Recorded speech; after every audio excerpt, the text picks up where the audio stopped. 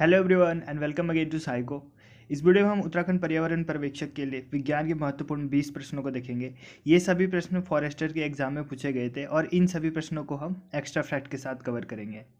और यह इस सीरीज़ की 5th वीडियो है। इससे पहले की यदि आपने 4 वीडियो को नहीं देखा है तो आप उन वीडियो को भी देख सकते हैं। इस वीडियो के बाद हमारे 100 क्वेश्चन पूरे हो जाएंगे। इन 100 क्वेश्चन का मैं आपका एक टेस्ट लूँगा मंडे को एक टेस्ट लूँगा जिसमें अभी तक जितना भी हमने पढ़ा है 100 क्वेश्चन से देखे हैं, 100 कॉन्सेप्ट्स देखे हैं, इन सब का एक टेस्ट होगा और उसमें देखा जाएगा कि कौन है जो 100 में से 100 कर पाता है। ओके, उस टेस्ट में मैं आपको कुछ भी नहीं बताऊंगा क्योंकि मैं अभी तक बताते आया हूँ और आंसर भी आपको दिखाते आया हूँ। और सैटरडे और संडे को इस सीरीज़ की कोई वीडियो अपलोड नहीं होगी। आपका एक वीडियो आएगा सिलेबस को लेके जिसमें मैं आपको सिलेबस के बारे में बताऊंगा कि सिलेबस कैसे पढ़ना है और सिलेबस में क्या क्या है और कौन कौन सी बुक पढ़नी है। ये सब एक वीडियो आएगी सिलेबस की। इस सीरीज़ की वीडियो अब सीधे ट्यूसडे से आएगी जब आपका टेस्ट हो जाएगा। टेस्ट के बाद देखा जाएगा कि आप कितने सीरियस हो, उसके बाद वीडियो आएगी। ओके, तो चलिए आज की इस वीडियो को शुरू करते हैं। पहला क्वेश्चन देखते हैं।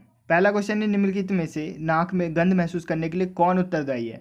तो कौन सा रिसेप्टर है जो गंध के लिए उत्तरदायी है? तो ऑल्फैक्टरी रिसेप्टर्स जो होते हैं, जो नाक में मौजूद होते हैं, वो गंध के लिए होते हैं। जैसे अगरबत्ती कहीं पे जल रही होती है तो हमें उसकी सुगंध आ जाती है, किसकी वजह से होता है? ऑल्फैक्टरी रिसेप्टर की वजह से। ओके, और एक होता है गस्टेटरी रिसेप्टर। ये कहाँ पे होता है? मुंह में होता है, माउथ में होता है। और ये किसके लिए होता है? टेस्ट के लिए, स्वाद का हमें पता किसकी वजह से चलता है? ये गस्टेटरी रिसेप्टर की वजह से।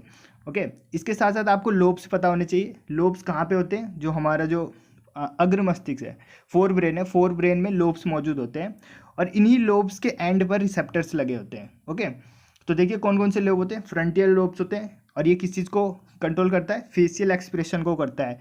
जो हमारा फेशियल हाव भाव होता है, मुंह पे जो भी आता है वो कौन देखता है? फ्रंटियल लोब देखता है। और remember and control emotion, emotion को रिमेंबर करता है और उनको कंट्रोल भी करता है। बिहेवियर को भी देखता है। उसके बाद होता है हमारा टेम्पोरल लोब। ये कहाँ होता है? कान के पास में होता है। और कान के पास होता है तो किस में हेल्प करेगा? ये सुनने में हेल्प करता है। ऑसिपिटल लोब आँख में होता है। ओके, और ये क्या करता है? जो हम देखते हैं वो ब्रेन को भेजता है। देखिए लोब का काम क्या होता है? लोब जो हम रिसीव कर रहे हैं, रिसीव कौन करता है? रिसेप्टर। अब उस रिसेप्टर से जो डेटा आया है, जैसे हमने कुछ देखा तो माइंड तक कौन पहुँचाएगा? लोब्स पहुँचाएगा। ओके, तो ऑसिपिटल लोब क्या करता है? विजन के लिए होता है। पैराइटल लोब किसको देखता है? टच को, टेम्परेचर को। जो स्किन पे हमारी जो टच कोई कर देता है या फिर टेम्परेचर कोई गर्म चीज़ लगा देता है तो ये किससे पता चलता है? पैराइटल लोब से पता चलता है। ओके, ऑल्फैक्टरी लोब किसको? गंध को पता करता है, यानी कि ये नाक में होता है और स्मेल जो होती है, स्मेल की सेंसेशन होती है, उसको फील करता है। ओके, तो ये हो गया, इसका आंसर हो गया ऑल्फैक्टरी लोब। अब यहाँ पे एक है kinase linked receptor. Kinase linked receptor ये क्या होता है? देखिए जितने भी रिसेप्टर होते हैं उनके बीच कम्युनिकेशन कौन करता है? यही करता है। यानी इसे हम गेट कीपर बोल सकते हैं। जैसे किसी रिसेप्टर को कम्युनिकेट करना है दूसरे, तो ये किसके पास जाएगा? काइनेज रिसेप्टर के पास जाएगा। यानी अगर हम ये भी बोले कि सेल टू सेल कम्युनिकेट कौन करवाता है, तो काइनेज लिंक्ड रिसेप्टर कम्युनिकेट करवाता है। ओके, और जो काइनेज लिंक्ड रिसेप्टर होता है ये एंजाइम लिंक्ड रिसेप्टर होता है, जबकि जो न्यूक्लियर रिसेप्टर होता है ये कैसे होता है? हार्मोनल रिसेप्टर्स होते हैं। ओके, ऑल्फैक्टरी और गस्टेटरी आपको पता चल गया। नेक्स्ट क्वेश्चन देखते हैं। नेक्स्ट क्वेश्चन है कि निम्नलिखित में से कौन सा स्वस्थानीय यानी इन सीटू संरक्षण का उदाहरण? देखिए इन सीटू और एक्स सीटू, इस पर बहुत ज़्यादा क्वेश्चन पूछे जा रहे हैं इस साल। इन सीटू और एक्स सीटू ये दोनों में बता देता हूँ आपको। देखिए इन सीटू क्या होता है? जब हम किसी एनिमल को उसी के आवास में संरक्षित रखते हैं तो उसको बोलते हैं इन सीटू। यानी उसी के घर में हम उसको सुरक्षित रखते हैं दूसरों से, तो उसको बोलते हैं इन सीटू। जैसे बायोस्फीयर रिजर्व हो गया, यानी कि जंगल है, जंगल के अंदर हमने एक क्षेत्र बना दिया कि इसके अंदर नहीं जाना है, ये जानवरों के लिए इसके अंदर नहीं जाना है, बायोस्फीयर रिजर्व हो गया। तो ये क्या हो गया? इन सीटू हो गया, यानी हमने उनके घर में उनको सेव कर दिया। ओके, बायोस्फीयर रिजर्व हो गया, वर्ल्ड लाइफ सेंचुरी हो गई, नेशनल पार्क, ये सब हो गए इन सीटू के एग्जाम्पल। और एक्स सीटू, देखिए एक्स सीटू मतलब कि बाहर निकालेंगे उनको, उनके घर से बाहर निकाल के कहीं और पे सुरक्षित रखेंगे, जैसे लैब में रखेंगे या फिर वहाँ से निकाल के कहीं और पार्क बनाया हमने वहाँ पे रख दिया उनको। तो ये क्या हो गया? एक्स सीटू का एग्जाम्पल हो गया। तो एक्स सीटू में क्या करते हैं? मतलब जंगल से निकालेंगे, जहाँ उनका आवास है, प्राकृतिक आवास है, वहाँ से निकाल के कहीं और उनको सुरक्षित रखेंगे। जैसे कि जीन बैंक हो गया, ओके, बोटेनिकल गार्डन हो गए, और एटिव ब्रीडिंग हो गया, यानी कि बंदी प्रजनन। ये सब क्या हो गया? एक्स सीटू का एग्जाम्पल है। जबकि बायोस्फीयर रिजर्व ये क्या हो गया? In situ. जहाँ पे इन लग गया, इनका मतलब क्या हुआ? घर में, उनको घर में रखेंगे। और एक्स का मतलब हो गया घर से बाहर रखेंगे। ओके, नेक्स्ट क्वेश्चन देखते हैं। नेक्स्ट क्वेश्चन है कि पदार्थ की मात्रा को व्यक्त करने के लिए निम्नलिखित में से कौन सी एसआई यूनिट का प्रयोग करते हैं? ओके, तो फिजिक्स का पहला चैप्टर अभी मैंने आपको पढ़ाया था, उसमें ये बताया था मैंने आपको ये। और उसके नीचे एक कमेंट आया था कि सर ये क्या पढ़ा रहे हो, यहाँ से एक भी क्वेश्चन नहीं आएगा। तो देख लीजिए, जब वन दरोगा में ऐसा क्वेश्चन बनाया तो आपके 11th स्टैंडर्ड में भी बनेगा। ओके, तो देखिए ये 7 जो होते हैं फंडामेंटल यूनिट्स होते हैं, ये सब हमको पता होने चाहिए। लंबाई का मीटर होता है, द्रव्यमान का केजी होता है यानी किलोग्राम, समय का होता है सेकेंड, विद्युत धारा का एम्पियर, ताप का होता है केल्विन, पदार्थ की मात्रा मोल, यही पूछा गया है, ज्योति तीव्रता का होता है कैंडिला।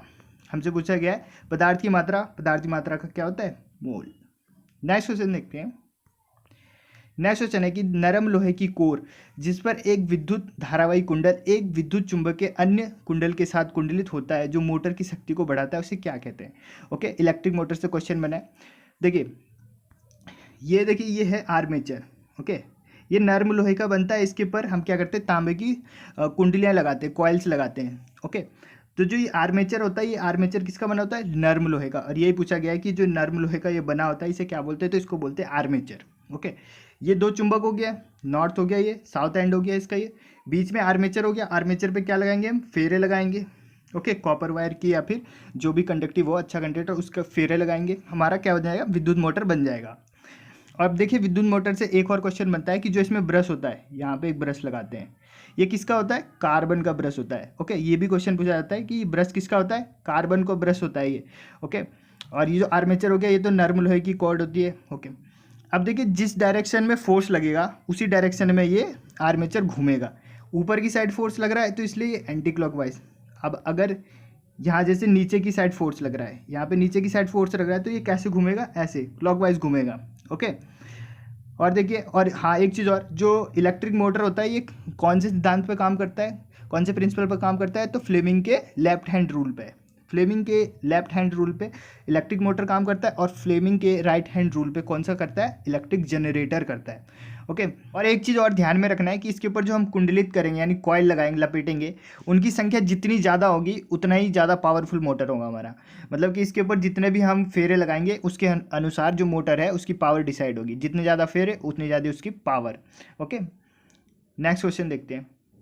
नेक्स्ट क्वेश्चन है कि निम्नलिखित में से किस कोशिकांग में गुणसूत्र होते हैं। ओके, कौन सा ऑर्गेनेलिज है जिसमें क्रोमोजोम्स होते हैं। ओके, क्रोमोजोम देखिए, जो हमारा ये हो गया हमारा animal cell. Okay, animal cell में बहुत सारे पार्ट होते हैं, जैसे लाइसोसोम हो गया, और ईआर हो गया, और भी हो गया, गोल्जी बॉडी हो गया, और इसमें एक होता है न्यूक्लियस। ओके, न्यूक्लियस, अब देखिए न्यूक्लियस के अंदर देखिए क्या क्या होता है। न्यूक्लियस के अंदर देखते हैं क्या क्या पाया जाता है। न्यूक्लियस का अगर मैं डायग्राम बाहर निकाल के बनाऊँ, जैसे ये न्यूक्लियस है, न्यूक्लियस को फिर से मैं बाहर निकालता हूँ, तो इसके बाहर तो साइटोप्लाज्म होगा जो सेल का होगा। अब इसके अंदर देखिए एक ये होता है, एक और गोला होता है जिसको बोलते हैं न्यूक्लियोलस। इसको क्या बोलते हैं, न्यूक्लियोलस। और इसके अंदर रिबन लाइक स्ट्रक्चर होते हैं जिनको क्या बोलते हैं, क्रोमोजोम। इन क्रोमोजोम के ऊपर डॉट डॉट सा होता है, जैसे ये क्रोमोजोम है, इसके ऊपर डॉट डॉट सा होता है, डॉट डॉट सा। ये डॉट क्या होता है, ये होता है जीन। ओके, जिसको हम क्या बोलते हैं, हेरिडिटी व्हीकल बोलते हैं। ओके, तो देखिए जो न्यूक्लियस होता है, न्यूक्लियस को ब्रेन भी बोलते हैं सेल का, जैसे कि माइटोकॉन्ड्रिया को पावर हाउस बोलते हैं, तो वैसे सेल का ब्रेन किसे बोलते हैं, न्यूक्लियस को बोलते हैं। ओके, अब न्यूक्लियस के पार्ट देखते हैं। देखिए सबसे पहले हो गया न्यूक्लियस मेम्ब्रेन, जो कि क्या करता है, साइटोप्लाज्म से अलग करता है न्यूक्लियस को। ओके, ये क्या करता है, यहाँ जैसे ये क्या है, ये सेल है, सेल के अंदर ये न्यूक्लियस है, न्यूक्लियस के, और जो सेल के अंदर क्या साइटोप्लाज्म भरा रहता है। ओके, और तो न्यूक्लियस को साइटोप्लाज्म से कौन अलग करता है, तो न्यूक्लियस मेम्ब्रेन करता है। ओके, अब देखिए इसके अंदर क्या क्या रहता है, इसके अंदर देखिए, इसके अंदर एक पानी भरा रहेगा यानी लिक्विड भरा रहेगा, उसको क्या बोलेंगे हम, न्यूक्लियोप्लाज्म बोलेंगे। यानी न्यूक्लियस के अंदर जो साइटोप्लाज्म होता है उसको बोलते हैं न्यूक्लियोप्लाज्म, उसको बोलते हैं न्यूक्लियोप्लाज्म। ओके, अब इसके अंदर देखिए एक तो होता है न्यूक्लियोलस, जो मैंने आपको बताया गोल सा होता है न्यूक्लियोलस। ओके, न्यूक्लियोलस का काम क्या होता है, इसका काम होता है आपका राइबोसोम को फॉर्म करना, यानी राइबोसोम का फॉर्मेशन कौन करता है, तो न्यूक्लियोलस करता है। और ये किसके बने होते हैं, प्रोटीन और आरएनए से भरपूर होते हैं। ये कैसे होते हैं, प्रोटीन और आरएनए से भरपूर होते हैं। अब देखिए इसके अंदर होता है जेनेटिक मटेरियल, जेनेटिक मटेरियल यानी कि क्रोमोजोम्स, क्रोमोजोम के ऊपर क्या होते हैं, जीन्स होते हैं। ओके, और जो क्रोमोजोम होते हैं वो किसके बने होते हैं, डीएनए और प्रोटीन के बने होते हैं क्रोमोजोम। जो इसके ऊपर होता है, क्रोमोजोम के ऊपर क्या होते हैं, जीन्स होते हैं, डॉट डॉट से। ओके, डीएनए की छोटी छोटी संरचना होती हैं जिन्हें जीन्स बोलते हैं, और जीन्स को क्या बोलते हैं, हेरिडिटी व्हीकल बोलते हैं। हेरिडिटी यानी कि जो गुण, यानी पेरेंट्स से बच्चे में, बच्चे से उसके आगे ये जो ट्रांसफर करता है गुण, इसी को बोलते हैं हेरिडिटी व्हीकल। अब देखिए जो क्रोमोजोम है, क्रोमोजोम को अगर मैं और आगे करके और जूम करके देखें तो क्रोमोजोम ऐसा होता है कुछ रिबन टाइप का। ओके, और अगर इसको करें तो इस टाइप का होता है, रिबन बना होता है इसमें, इस टाइप का। ओके, तो देखिए जो बीच में होता है इसको बोलते हैं सेंट्रोसोम, ये जो बीच में होता है इसको बोलते हैं सेंट्रोसोम, और इसके ऊपर मैंने क्या बताया छोटे डॉट डॉट से होते हैं, ये इनको क्या बोलते हैं, जीन्स बोलते हैं। ओके, और जो ये फीते से हैं, रिबन है, इनको बोलते हैं क्रोमेटिड, इसको बोलते हैं क्रोमेटिड, क्रोमेटिड बोलते हैं। ओके, अब जो क्रोमोजोम है ये तो एक क्रोमोजोम हो गया। अब ये क्या होंगे, एक साथ मिलके एक गुच्छा बना लेते हैं, गुच्छा सा बना लेते हैं, जिसको क्या बोलते हैं, क्रोमेटिन बोलते हैं। ये तो क्रोमेटिड हो गया, ये क्या हो गया, क्रोमेटिड। लेकिन जब ये गुच्छे बना लेते हैं तो उनको बोलते हैं क्रोमेटिन, ऐसे गुच्छा बना लेते हैं ऐसे इस टाइप का, इसको बोलते हैं क्रोमेटिन। ओके, और अगर ये पूछा जाए क्रोमोजोम किससे मिलके बने होते हैं, क्रोमोजोम मिलके बने होते हैं डीएनए और प्रोटीन के। ओके, डीएनए और प्रोटीन के बने होते हैं क्रोमोजोम्स, और क्रोमोजोम के ऊपर डॉट डॉट होते हैं, उनको क्या बोलते हैं, जीन्स बोलते हैं। और जीन से ही क्या होता है, आनुवंशिक गुण ट्रांसफर होते हैं। और ये जो क्रोमोजोम है ये कहाँ पाया जाता है, न्यूक्लियस में पाया जाता है। तो यही पूछा गया था कि क्रोमोजोम कहाँ पाया जाता है, न्यूक्लियस में। नेक्स्ट क्वेश्चन है, नाभिकीय ऊर्जा प्राप्त करने के लिए नाभिकीय रिएक्टर में निम्नलिखित में से कौन सी प्रक्रिया होती है। तो न्यूक्लियर फिजन और न्यूक्लियर फ्यूजन, नाभिकीय संलयन और नाभिकीय विखंडन मैं आपको पहले वाले पार्ट में बता चुका हूँ। ओके, पहले वाले पार्ट में मेरे से एक गलती हो गई थी कि जब मैंने आपको बताया था कि एटम बम और हाइड्रोजन बम, तो मैंने ये बता दिया था कि जो एटम बम होता है ये न्यूक्लियर संलयन पे काम करता है, जबकि जो एटम बम होता है, यहाँ पे क्लियर कर देता हूँ मैं आपको, एटम बम किस पे काम करता है, फिजन पे, यानी कि नाभिकीय विखंडन पे काम करता है। एटम बम नाभिकीय विखंडन यानी फिजन पे काम करता है, जबकि हाइड्रोजन बम, जो हाइड्रोजन बम एटम बम से खतरनाक होता है, वो किस पे काम करता है, फ्यूजन पे काम करता है, यानी नाभिकीय संलयन पे करता है, नाभिकीय संलयन पे काम करता है। ओके, न्यूक्लियर फ्यूजन और न्यूक्लियर फिजन आपको पता है, फिजन में क्या करते हैं, बड़े न्यूक्लियस को तोड़ते हैं छोटे छोटे में, और फ्यूजन में क्या करते हैं, छोटे न्यूक्लियस से जुड़ के बड़ा न्यूक्लियस बनता है। ओके, ये आपको पता है। सन में कौन सा होता है, सन में होता है आपका न्यूक्लियर फ्यूजन, संलयन की क्रिया होती है। हाइड्रोजन बम में कौन सा होता है, फ्यूजन। और अगर हम बात करें नाभिकीय रिएक्टर जो होते हैं वहाँ पर होता है फिजन, और एक और एटम बम में क्या होता है, फिजन होता है। ओके, तो इसका आंसर हो गया न्यूक्लियर फिजन। नेक्स्ट क्वेश्चन देखते हैं। नेक्स्ट क्वेश्चन है कि एक न्यूमेरिकल है अच्छा सा, कि जब ईएमएफ 10 वोल्ट की बैटरी और आंतरिक प्रतिरोध 3 ओम की बैटरी को प्रतिरोध में प्रवाहित 0.5 एम्पियर की धारा के साथ जोड़ा जाता है तो प्रतिरोध क्या होगा। ओके, प्रतिरोधक का प्रतिरोध क्या होगा। देखिए एक फॉर्मूला होता है ईएमएफ का, E = I/R। इसमें देखिए I क्या है, जो परिपथ में जो धारा बह रही है वो, E क्या हो गया, ईएमएफ हो गया बैटरी का, R क्या होगा, इंटरनल रेजिस्टेंस, जो बैटरी का कुछ अपना भी रेजिस्टेंस होगा वो, और ये जो कैपिटल R है ये क्या है, जो परिपथ में जितने भी रेजिस्टेंट लगे, जितने भी प्रतिरोध लगे हैं वो। तो हमसे यही पूछा गया ये R कितना प्रतिरोध है। ओके, तो कर लेते हैं, E = I। E हमें दे रखा है, EMF कितना 10 दे रखा है, I हमें दे रखा है 0.5 दे रखा है। ओके, R दे रखा है 3, और ये कैपिटल R हमें निकालना है। इसको नीचे भी देता हूँ तो ये हो जाएगा 10/0.5 = इधर बचा है आपका 3 + R, इसको काटते पॉइंट लगाए 0 बढ़ाएंगे, ये कटेगा 20 बार में। ओके, तो 20 = 3 + कैपिटल R की वैल्यू निकालेंगे, 3 को इधर भेजेंगे तो कैपिटल R की वैल्यू आ जाएगी 17 ओम। ओके, कैपिटल R की वैल्यू कितनी आ गई, 17 ओम। तो इस फॉर्मूले को आपको याद रखना है, यहाँ से क्वेश्चन बनते हैं। ओके, नेक्स्ट क्वेश्चन देखते हैं। पेंसिल में क्या होता है, पेंसिल किसकी बनी होती है, ग्रेफाइट की बनी होती है। अब ग्रेफाइट क्या होता है, एक अधातु होता है, लेकिन ये एक ऐसा अधातु है जिसमें विद्युत धारा प्रवाहित हो सकती है, इलेक्ट्रिक करंट जिसमें फ्लो हो सकता है। अधातु में जनरली विद्युत करंट फ्लो नहीं होता है, लेकिन जो ग्रेफाइट है, ग्रेफाइट ऐसा अधातु है, ओके, ऐसा नॉन मेटल है जिसमें इलेक्ट्रिक करंट पास हो सकता है, ये याद रखना है आपको। ओके, नेक्स्ट क्वेश्चन है कि निम्नलिखित में से असंरक्षित बल का उदाहरण कौन सा है। नॉन कंजर्वेटिव फोर्स का एग्जाम्पल पूछा है, तो कंजर्वेटिव फोर्स और नॉन कंजर्वेटिव फोर्स मैंने आपको करवा दिया है ऑलरेडी। नॉन कंजर्वेटिव फोर्स कौन थे, जो पाथ पे डिपेंड करते हैं। ओके, और कंजर्वेटिव फोर्स क्या थे, जो पाथ पे डिपेंड नहीं करते, जो पाथ पे डिपेंड नहीं करते उनको क्या बोलते थे, कंजर्वेटिव फोर्स। और मैंने आपको एक एग्जांपल भी दिया था, ठीक है। तो उस टाइम में भी मैंने आपको बताया था जो फ्रिक्शन होता है, जैसे फिर से बता देता हूँ, ए पॉइंट है और ये बी पॉइंट है, आपको ए से बी तक जाना है, एक रास्ता ये, एक रास्ता ये। ओके, एक ये है और एक ये, तो आपको किधर से जाने में कम काम करना पड़ेगा, इधर वाले से, पहले वाले से। ओके, इधर से क्यों, क्योंकि ये शॉर्टेस्ट पाथ है, यहाँ से जाएंगे तो कम काम करना पड़ेगा, जबकि यहाँ जाएंगे तो ज़्यादा काम करना पड़ेगा। ओके, और चलना है हमको, चलने के लिए क्या चाहिए, घर्षण बल लगता है, यानी कि फ्रिक्शन फोर्स लगता है। तो इधर से जाएंगे तो फ्रिक्शन फोर्स ज़्यादा होगा, यानी फ्रिक्शन फोर्स क्या किस पे डिपेंड कर रहा है, पाथ पे डिपेंड कर रहा है। अगर इधर से जाएंगे तो ज़्यादा लगेगा, इधर से जाएंगे तो कम लगेगा, इधर से कम काम करना पड़ेगा, इधर से ज़्यादा काम करना पड़ेगा। तो पाथ पे डिपेंड कर रहा है, तो वे फोर्स जो पाथ पे डिपेंड करते हैं उनको बोलते हैं नॉन कंजर्वेटिव फोर्स, और जो पाथ पे डिपेंड नहीं करते हैं उनको बोलते हैं कंजर्वेटिव फोर्स। तो जो फ्रिक्शन हो गया हमारा, फ्रिक्शन कैसा हो गया, नॉन कंजर्वेटिव फोर्स, क्योंकि ये पाथ पे डिपेंड करता है। ओके, जबकि ग्रेविटी हो गया और इलेक्ट्रोस्टैटिक फोर्स हो गया, बायनेंसी फोर्स हो गया, ये सब कैसे होंगे, कंजर्वेटिव फोर्स होंगे। फ्रिक्शन कैसा हो गया, non conservative force. Okay, next question देखते हैं। नेक्स्ट क्वेश्चन है कि which of the following hormone regulate the basal metabolic rate, जो आधारी उपापचय की दर है ये कौन नियंत्रित करता है, तो ये हमारा थायराइड हार्मोन जो होता है, ये जो आधारी उपापचय की दर यानी कि बेसल मेटाबॉलिक रेट होता है इसको नियंत्रित करता है। देखिए ऑप्शन में वैसोप्रिन है, वैसोप्रिन हार्मोन का क्या काम होता है, इसका दूसरा नाम क्या होता है, एडीएच, एडीएच यानी कि एंटी ड्यूरेटिक हार्मोन। ये क्या करता है, ऑस्मो रेगुलेशन में काम करता है। जैसे किडनी क्या काम करता है हमारा, किडनी क्या काम करता है, हमारा जो अवशिष्ट जल होता है उसको साफ करके बाहर निकालता है। ओके, तो देखिए जब किडनी में क्या होता है, पानी के बैलेंस को और जितने भी सॉल्ट वगैरह होते हैं उनके जो कंसंट्रेशन है उसको रेगुलेट करने के लिए ये रिलीज होता है वैसोप्रेसिन। तो वो क्या करता है, जो वहाँ पे झिल्ली बनी रहती है किडनी में, तो उसको ने पतला या मोटा करता है ताकि पानी ज़्यादा हो जाए या फिर पानी कम हो जाए, जिससे क्या हो, कंसंट्रेशन बने। तो वैसोप्रेसिन का काम क्या होता है, ऑस्मो रेगुलेशन में काम होता है इसका। ओके, देखिए ऑक्सीटोसिन, ऑक्सीटोसिन दे रखा है। ऑक्सीटोसिन मैंने आपको पहले बताया क्या होता है, ये लव हार्मोन बोलते हैं इसको, सोशल हार्मोन बोलते हैं। ओके, इसका काम क्या होता है, इसी की वजह से प्यार मोहब्बत ये सब इसी हार्मोन की वजह से होता है। किसी के लिए फीलिंग जो आती है वो इसी की वजह से होता है। एक कन्फ्यूजिंग टर्म है उसको मैं आपको दूर कर देता हूँ। देखिए मदर जो होते हैं, मदर में ऐसे अगर क्वेश्चन पूछे कि मिल्क कौन से हार्मोन की वजह से फॉर्म होता है, यानी किस हार्मोन की वजह से मदर्स में मिल्क बनता है, यानी फॉर्म किसकी वजह से होता है, तो प्रोलैक्टिन होगा उसका आंसर, प्रोलैक्टिन की वजह से। पर अगर ये क्वेश्चन पूछा है कि किस हार्मोन की वजह से मिल्क बाहर आता है, ओके, किसकी वजह से मिल्क सीक्रेट होता है, तब होगा ऑक्सीटोसिन की वजह से। ओके, ऑक्सीटोसिन की वजह से मिल्क बाहर आता है, जबकि मिल्क किसकी वजह से बनता है, प्रोलैक्टिन की वजह से। ओके, तो इस क्वेश्चन से इतना पता होना चाहिए आपको। नेक्स्ट क्वेश्चन देखते हैं।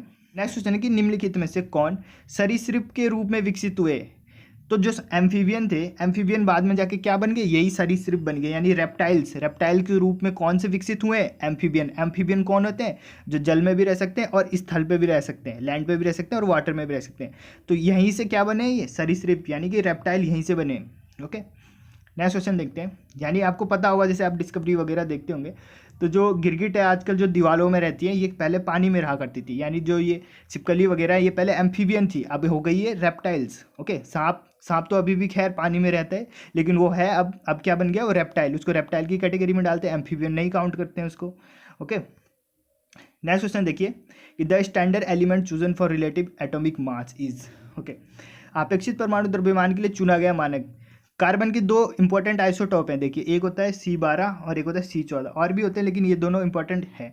क्यों इंपॉर्टेंट है, देखिए इस C12 का इस्तेमाल क्या है, देखिए जब हम परमाणु का द्रव्यमान नापने गए तो हमें किसी एक ऐसे तत्व की जरूरत पड़ी जिससे हम क्या कर सकते थे, कंपेयर कर सकते थे कि इसका द्रव्यमान इससे कितना गुना ज़्यादा है। तो हमने उस टाइम क्या लिया, C12 लिया। तो हम क्या करते हैं, C12 का 1/12 इसको कैलकुलेट करते हैं दूसरे तत्वों से। जैसे कि हम देखते हैं कि ऑक्सीजन है, ऑक्सीजन का जो परमाणु भार है वो 16 है। ओके, 16 है, तो हम देखते हैं कि ये 1/12 ऑफ कार्बन से 1/12 ऑफ कार्बन C12 से कितना गुना है, उसका कितना गुना है ये देखते हैं हम कंपेयर करवा के। ओके, तो जो मानक हमने किसको माना है, कार्बन C12 को, और एक होता है कार्बन C14। इसी का इस्तेमाल हम किस में करते हैं, कार्बन डेटिंग में, यानी जो वस्तु है उनकी आयु का गणना करने में किसका इस्तेमाल किया जाता है, C14 का किया जाता है। तो C12 और C14 दोनों इंपॉर्टेंट है। नेक्स्ट क्वेश्चन देखते हैं।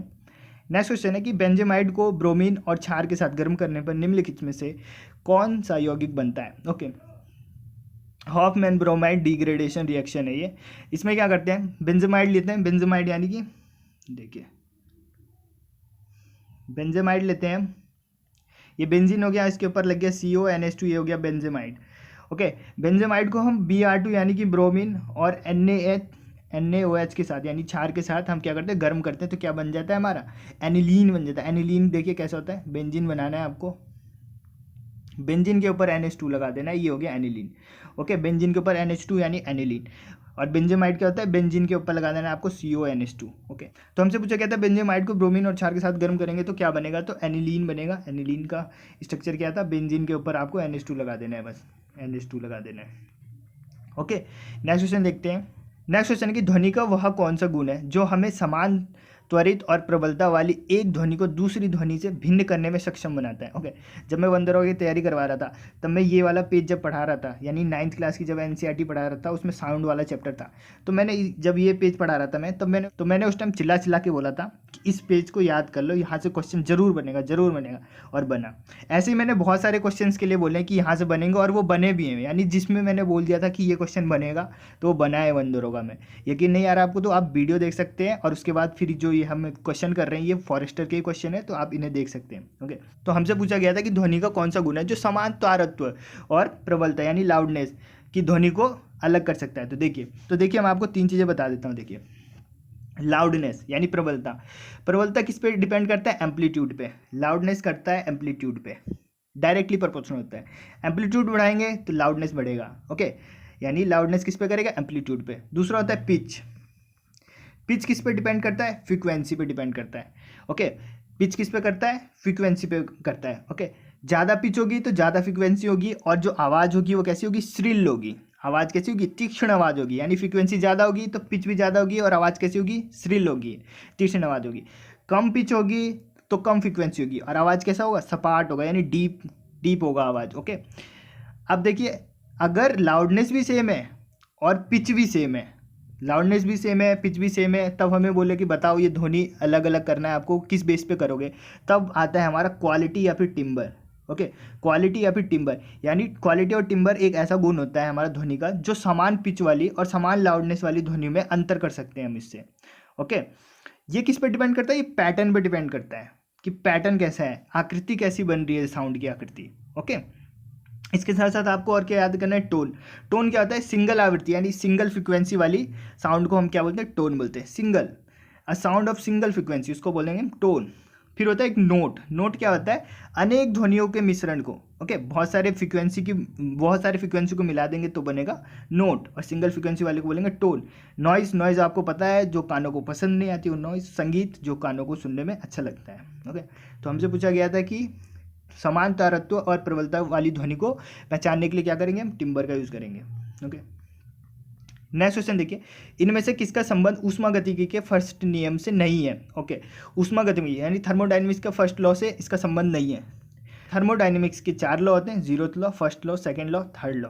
इसे हम बहुत अच्छे से करेंगे, अलग से वीडियो में करेंगे, लेकिन मैं फिर भी आपको थोड़ा बहुत बता देता हूँ। देखिए, 0th लॉ थर्मल इक्विलिब्रियम को बताता है, यानी कि जैसे कि दो बॉडी है, ए और बी है, ये थर्मल इक्विलिब्रियम के स्टेट में है। ओके, तो अगर हम तीसरी बॉडी लाएंगे, यानी इसका टेम्परेचर भी 10 है, इसका भी 10 है, तीसरा लाएंगे 15 टेम्परेचर वाले का, 15 डिग्री, तो ये इसका भी क्या हो जाएगा? सेम हो जाएगा, यानी ये भी इनके साथ क्या आ जाएगा? थर्मल इक्विलिब्रियम के स्टेट में आ जाएगा। ये होता है 0th लॉ। फर्स्ट लॉ क्या बोलता है कि फर्स्ट लॉ क्या होता है? एनर्जी कंजर्वेशन का। एनर्जी जहाँ पे भी कंजर्वेशन दिख जाए साइंस में, इसका मतलब होता है ना तो हम उस चीज़ को डिस्ट्रॉय कर सकते हैं ना ही बना सकते हैं, यानी energy nether be created nor be destroy. तो ये हो गया एनर्जी कंजर्वेशन को कौन सा लॉ दिखाता है? First law. इसी के अंदर क्या होता है? वर्क डन होता है, और इंटरनल एनर्जी होता है, हीट वगैरह होता है। ये सब हम अलग से वीडियो में अच्छे से डिस्कस करेंगे बहुत डिटेल में। और जो सेकंड लॉ आता है, ये क्या करता है? एनर्जी फ्लो को दिखाता है कि एनर्जी का फ्लो है वो किधर की साइड हो रहा है। ओके, सेकंड लॉ एनर्जी की फ्लो को दिखाएगा। जो हमारा थर्ड लॉ होता है, ये बताता है हमारा एंट्रोपी के बारे में। एंट्रोपी कुछ नहीं होता है, एंट्रोपी एक प्रकार का रैंडमनेस होता है। जैसे कि मॉलिक्यूल्स हैं, मॉलिक्यूल्स में जब हम हीट बढ़ाएंगे तो ये क्या होंगे? अपनी पोजीशन से हिलेंगे। ठीक है, अब ये कितना ज़्यादा हिलेंगे ये सब एंट्रोपी पे डिपेंड करता है। ओके, तो इन सब चीज़ को हम अलग से डिस्कस करेंगे एक वीडियो में। ओके, तो यहाँ पे जो देखिए एंट्रोपी जो इसमें ऑप्शन में था, एंट्रोपी किस में आता है? थर्ड लॉ में आता है, फर्स्ट लॉ में नहीं आता है। तो इसका आंसर हो गया एंट्रोपी। बाकी ये जो वर्क है, इंटरनल एनर्जी और हीट है, ये सब किस में आएंगे? फर्स्ट लॉ के अंदर आते हैं। ओके, नेक्स्ट क्वेश्चन देखते हैं। नेक्स्ट क्वेश्चन है कि ओजोन परत की मोटाई को मापने के लिए निम्नलिखित में से किस इकाई का उपयोग करते हैं, किस यूनिट का उपयोग करते हैं? तो डॉप्सन का करते हैं। डॉप्सन के द्वारा हम ओजोन लेयर की थिकनेस को मेजर करते हैं। ओके, और अगर ये पूछा जाए कि 1 डॉप्सन इज इक्वल टू कितना होगा, तो 0.01 mm इतना मोटाई होता है उसका। अगर mm में पूछा जाए, मिलीमीटर में, तो 1 Dobson is equal to 0.01 mm इतना मोटा होता है 1 डॉप्सन। ओके, और अभी हमने पिछली वीडियो में डिस्कस किया था कि ओजोन लेयर कहाँ पे पाया जाता है, तो ये आप कमेंट बॉक्स में बताओगे। ओके, नेक्स्ट क्वेश्चन देखते हैं। कौन सा नियम कहता है कि प्रतिक्रिया के लिए हमेशा एक समान और विपरीत प्रतिक्रिया होगी? तो ये जो न्यूटन का थर्ड लॉ है, क्रिया प्रतिक्रिया का नियम, ओके, ये है। न्यूटन के तीनों नियम देख लेते हैं। पहला नियम क्या है? पहला नियम इनर्शिया का नियम है, इसको गैलीलियो का नियम भी कहा जाता है, ओके। यानी कि अगर कोई बॉडी मोशन में तो मोशन में रहेगी, रेस्ट में तो रेस्ट में रहेगी, जब तक उस पर कोई बाहर से हम फोर्स नहीं लगाते। ये हो गया फर्स्ट लॉ। सेकेंड लॉ क्या है? F=m में किसी वस्तु पे लग रहे बल उस वस्तु के द्रव्यमान और एक्सेलरेशन के गुणनफल के बराबर होता है, ये है, ओके। संवेग संरक्षण का सिद्धांत भी यहीं से निकलता है, सेकंड से। थर्ड होता है क्रिया प्रतिक्रिया का, यानी for every action there is an equal and opposite reaction. और इसी लॉ से हमें ये पता चलता है कि बल कभी भी सिंगल नहीं हो सकता, हमेशा पेयर में रहता है। और ये क्वेश्चन भी बना हुआ है कि बल कैसा रहता है? हमेशा पेयर में रहता है, ओके। नेक्स्ट क्वेश्चन देखते हैं।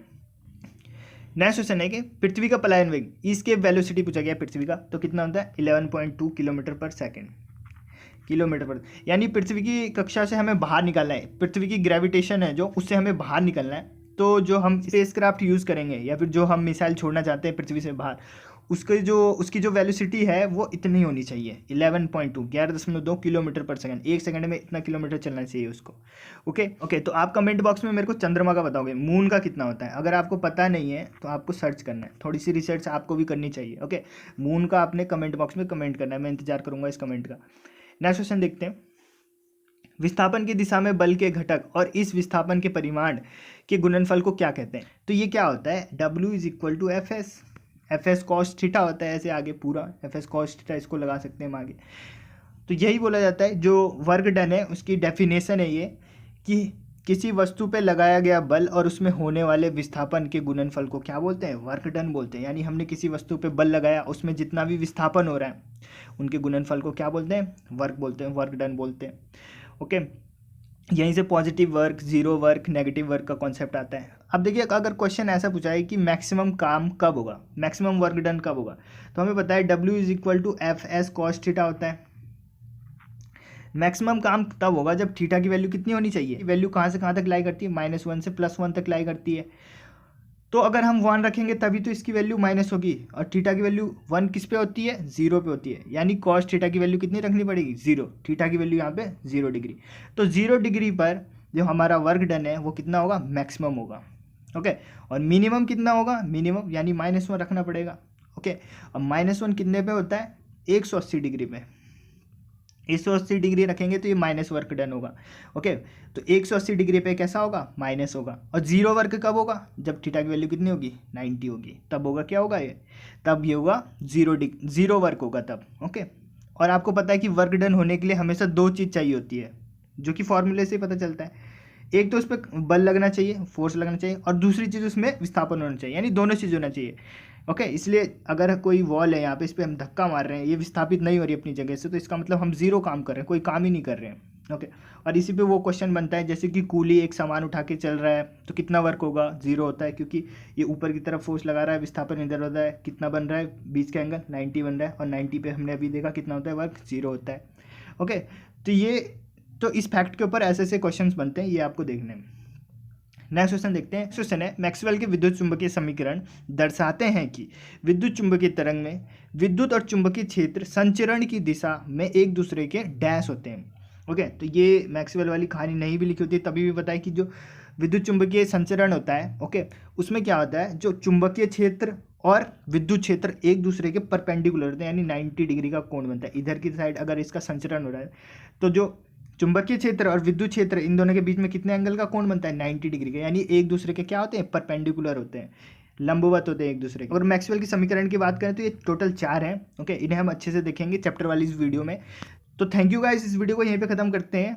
मंडे के लिए आपको रेडी रहना है। मंडे को आपका टेस्ट होगा, 100 MCQ होंगे उसमें, और आपको 100 में से 100 करना है, क्योंकि सारे यही क्वेश्चन होंगे। जब जो अभी तक हमने देखे 100 क्वेश्चन, यानी 5 वीडियो में देखा है हमने, 100 क्वेश्चन देखे हैं, इन सभी 100 क्वेश्चन का टेस्ट होगा। उसमें मैं आपको कोई भी एक्स्ट्रा नहीं बताऊँगा, क्योंकि मैं एक्स्ट्रा अभी तक बताते आया हूँ। अब जो है, अब आपको खुद से आंसर करना होगा उसमें, और मैक्सिमम स्कोर करना है, यानी 100 में से 100 ही करना पड़ेगा, ओके। और जो सैटरडे है और संडे को इस सीरीज़ की वीडियो नहीं आ पाएगी, सिलेबस वाली वीडियो आएगी। सिलेबस के बारे में बताऊंगा मैं आपको, और कौन सी बुक पढ़नी चाहिए ये भी बताऊंगा मैं आपको, ओके। तो मिलते हैं अगली वीडियो में। जय हिंद।